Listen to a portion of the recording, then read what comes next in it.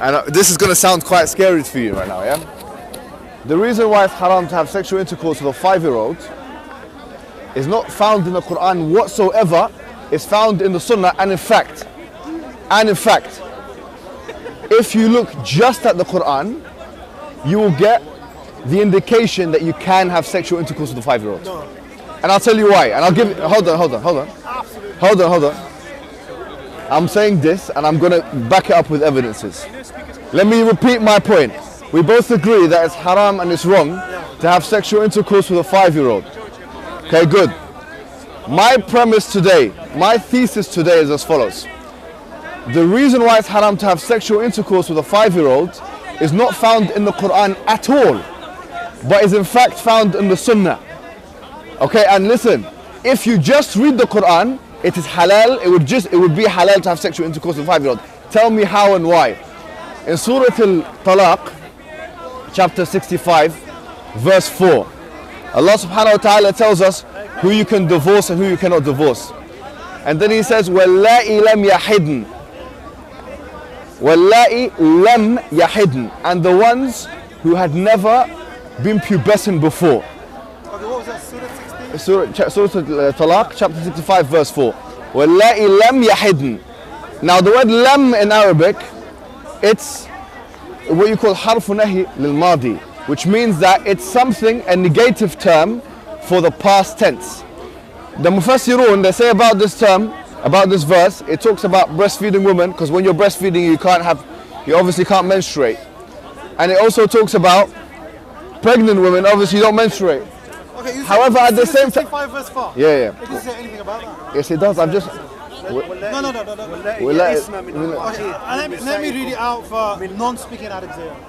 Surah 65 verse 4. As for the women who have reached menopause, yes. If you have any doubts, the interim shall be 3 months. Yeah. As for those whose menstruation has ceased, okay, good. Those who are this pregnant, is it. Good. The interim is until they give birth. This is the verse. Anyone who reverence Allah, He makes His matters easy. So where does Allah فعدتهن 3 أشهر واللائي لم يحد. There's a verse in the Quran Allah says that. No, listen, but you're with me here. Well, I just marry a woman. But I'm with you. What's your name again, bro? Cameron. Sorry again? Cameron. Do you mind if I just, because to other people they might not know what I'm trying to say.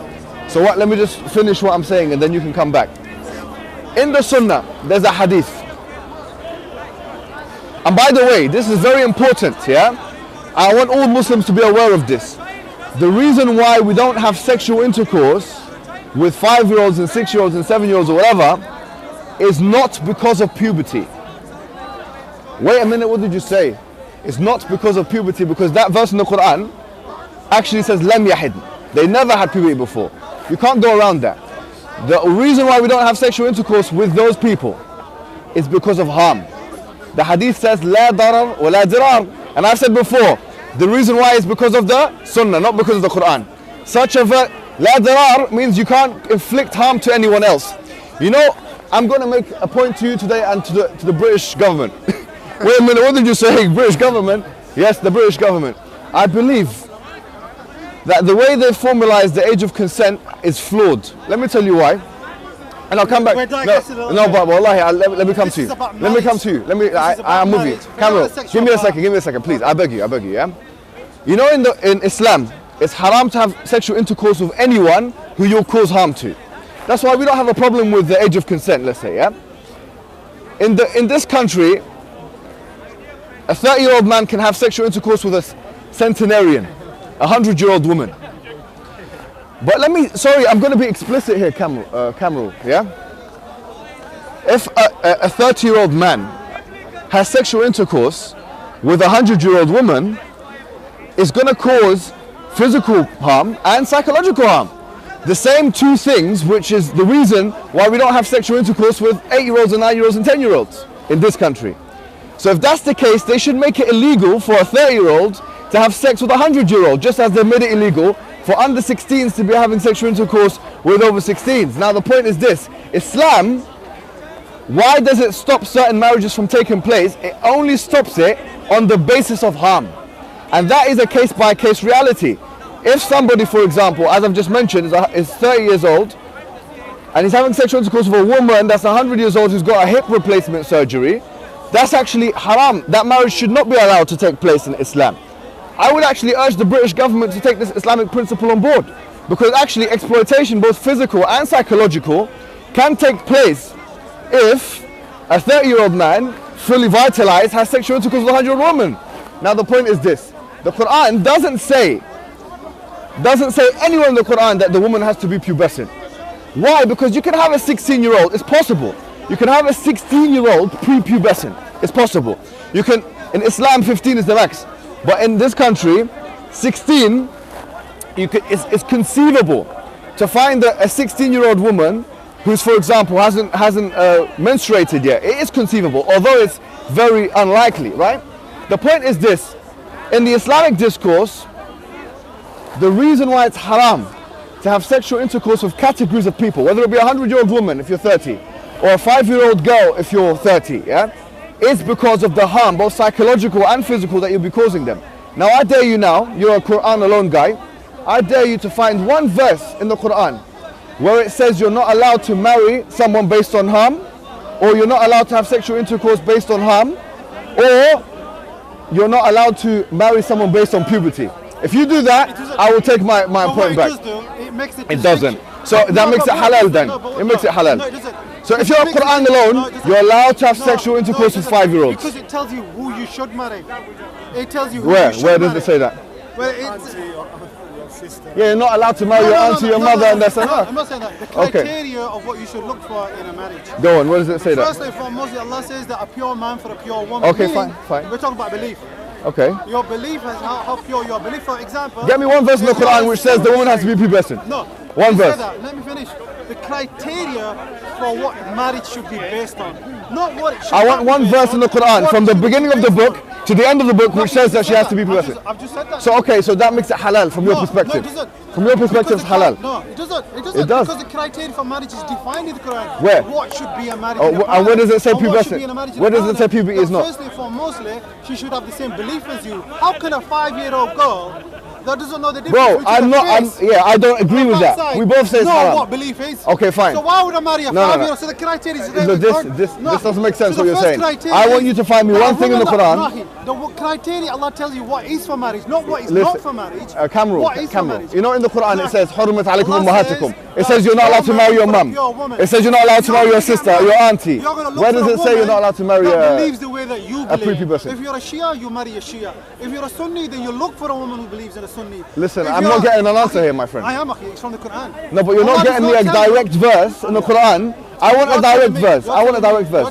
Go on. There is nowhere in the Quran where Allah says a pure man for a pure woman. No, I didn't say that. Well, that's a straw man argument. No, it's not. I want a direct answer to my question here. I've just said the criteria for why we're not allowed to marry prepubescent, so let's say women that can't deal with it, is harm. That comes from the Sunnah. Now, the only verse in the Quran is وَلَا تُلْقُوا بِأَيْدِيكُمْ إِلَى التَّهْلُكَةِ. Don't cause your own harm to your own self. But it doesn't say anything about causing harm to others. I'm looking for one verse in the Quran. That's talking jihad though. وَلَا تُلْقُوا بِأَيْدِيكُمْ إِلَى التَّهْلُكَةِ. I'm looking for one verse that you can say, you pinpoint it and say this is where it says prepubescent marriage or whatever is not allowed. It's only found in the Sunnah. It's only found in the Sunnah. Because that is an addition. That's the problem now with the Quran alone. No, it's not. Because I give the answer for what is That's the the problem with the Quran alone. The criteria for the marriage, what you look for your partner, is clearly defined in the Quran. That's not good enough for me. A 5-year-old cannot make a distinction in understanding. No, but that's your extrapolation. I'm saying get me a verse in the Quran. Direct verse. No, you can't get a direct verse. Okay, there you have it. So you can marry a 5-year-old. That lays out a criteria of what you should look in a partner. Okay, do you agree with me that being okay, Kamrul, that's done now. We'll move on. That's done, we'll move on. No problem. You're not done. Okay, give me something. No, that's not done. Give me something. You got to first admit what I'm saying, acknowledge what it is that I'm saying. I know what you're saying. I do acknowledge. Yes, I do acknowledge. Yeah, of course. Yes, I do, of course. The criteria in the Quran is defined. I like this guy. I like you, man. Okay. So the Quran defines now that we've established this point, what the criteria of marriage is. It doesn't tell us what is not. Okay, thank you. Okay, good. So, let's see if the people are convinced with that, we move on. It doesn't matter. Now, if they're not convinced, no problem. They can only get convinced if they study the If they're not convinced, we'll move on. Now, second question. The Quran says, وَضْرِبُوهُنَّ. Now, I'm going to become all controversial on this guy. Yeah? The Prophet Muhammad ﷺ, he never hit his wife, ever. ever. Absolutely. Agree with me, yeah? Yeah, of course. Allahu Akbar. And he never created hadiths. Okay, These are okay, innovations okay, by Camel. Remember Camel. that. The only Camel. hadith that he brought Camel. was the Asan al-Hadith. Surah 39 verse 23. Five. Allah sent down the best hadith. Okay, mashallah. A book that is consistent, relating, contrasting, repeating. Yes. The skins of those who reverence the تخشعر الجلود الذين يؤمنون. Okay, fine. This is the hadith that he brought. He didn't bring anything else, I think. Okay, very nice. Thank you for that. Now I'm going to ask you a question. Have to ask him this. He needs to know. No, you need to know. Okay, no. Okay, I need to know. But I need to ask.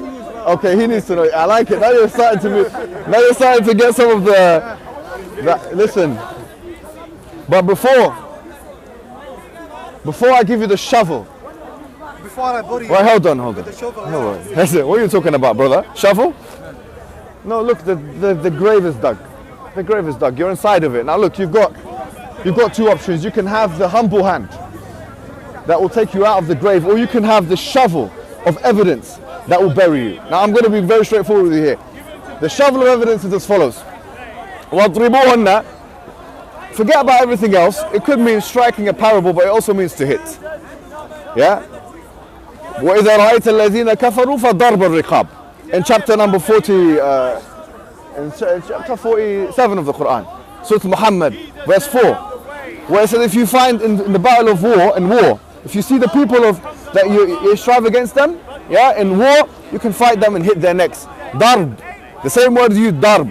Darb, the word daraba yadribu can range from patting and touching. Okay. Hold on, please. I have to interject. No, please, allow me, Camel. Word in the Arabic language that has the most different meanings. Okay, fine. That's how you apply it. Camel, I'm not disagreeing with you, my friend. Yeah, I do agree. That point, I want to shake your hand and agree. Yeah. You'll yes, I agree with that. I agree with this point. He's right. I was about to make the same point. Me and you are on the same page now. The word daraba could actually mean striking a parable. It could mean tapping like this, like the tayammum. And it could mean hitting. It could mean beating someone up. Yeah, okay. Now the question is this. The Quran 4:34, it says, وَاضْرِبُهُنَّ. If we want to take your approach to the Quran, which is that you don't have the sunnah next to it. We know the Prophet never touched his wife in that way. We know we don't advocate hitting women and stuff like that, yeah? However, if I was a Quran alone, wallahi, I'll be honest with you, I would look at the Quran. Inshallah, go to Jannah if you was, yeah. Okay, if you're anything but Quran alone, you're mushrikeen, kafirin, zalimun. That's a fact. So my words, that's the Quran. You need to study it that's fine. with the right belief. Okay, well, thank you for that. Even though there's a little bit of controversy there, we might not agree. But here's what I was. Because you don't study it with the right you're going to teach me now. But what I ask you, yes, inshallah. What I was going to say to you is this. I don't know why I keep coming to you, brother. What I'm going to say is this, yeah.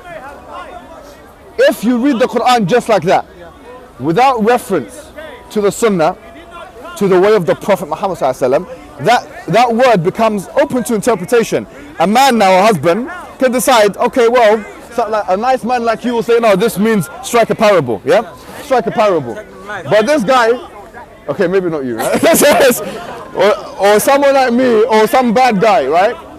Who's got more aggressive tendencies. Let's look at that word, daraba. Same word that's used for striving. I'm going to do that on my wife. Now the thing is, what restricts that man? Nothing restricts that man as the Quran alone. Why?